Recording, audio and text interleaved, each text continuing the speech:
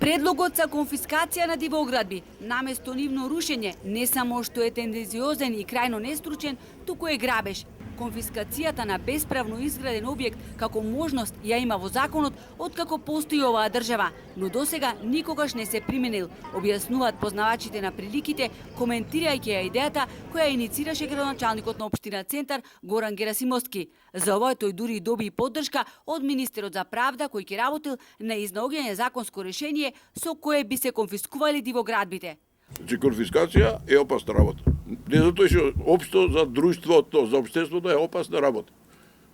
Чим ти некому го одземиш објектот, го бркаш, а тој го направил, да речеме за хотел, ти му го земиш, не му го конфискуваш како хотел, зашто му го земаш? Дај му шанса тој дека работат, дека плати 4 Така. Или ако не може да се легализират, бога ми, нема да го конфискуваш. Према тоа конфискација е плячкање. Немам друг израз. Одземање на објектот и нивна пренамена за потребите на општините е тешко делел, вели Зарчев, за кого е несватливо како се дозволило во држава да се изградат околу 300.000 дивоградби, кои сега добија можност да се легализираат, наместо да се рушат.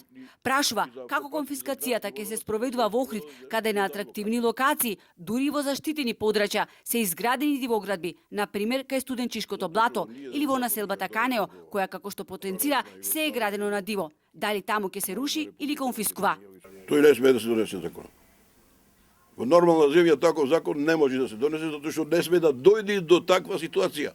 Може да се случи тоа екстремно некаков случај, единаче некаде ваков или тако. Што предвидели тие досега, што најнош дојде до идеја да ќе вршиме конфискација? Зошто не го стопирале? Или чекале да го изградат за да му го земет? Нема логика. Ние треба да се бориме против неизвршувањето на пропишаните законски одредби. Нема министерство што не е вклучено во овој циркус со нелегална градба. Имаме неодговорни служби и на централно и на локално ниво, кои постапуваат задоволувајќи потреби на поединци со цел што повеќе да се профитира. Отворено вели нашиот соговорник. Градоначалникот на Охрид Пецаков воздржан, вели туку така не се носи толку чувствителен закон. Не сум сигурен дека тоа е најстрекно решение во моментов.